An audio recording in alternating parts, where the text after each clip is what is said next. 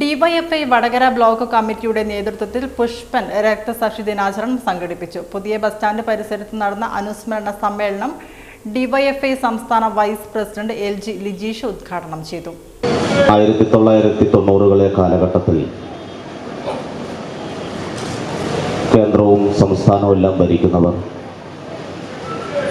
സമ്പൂർണമായി വിദ്യാഭ്യാസം കച്ചവടത്തിന് വിട്ടുകൊടുത്തപ്പോൾ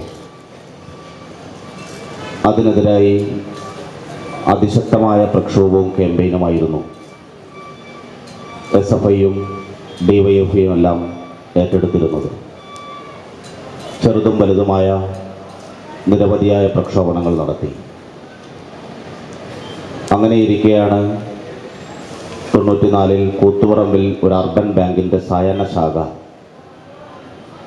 ഉദ്ഘാടനം ചെയ്യാൻ MP രാഘവൻ മറ്റു മന്ത്രിമാരുമെല്ലാം വരുന്ന വിവരം കിട്ടുന്നത്.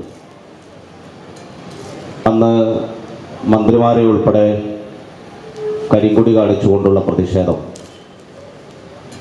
സംസ്ഥാന വ്യാപകമായി നടന്നു വരികയായിരുന്നു.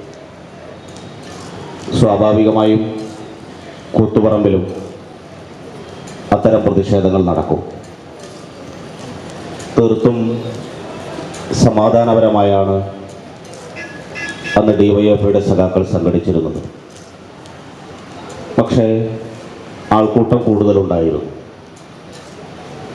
അതുകൊണ്ട് തന്നെ അന്നത്തെ പോലീസ് നേതൃത്വം മന്ത്രിമാരോട് വരരുത് എന്നാവശ്യപ്പെട്ടിരുന്നു.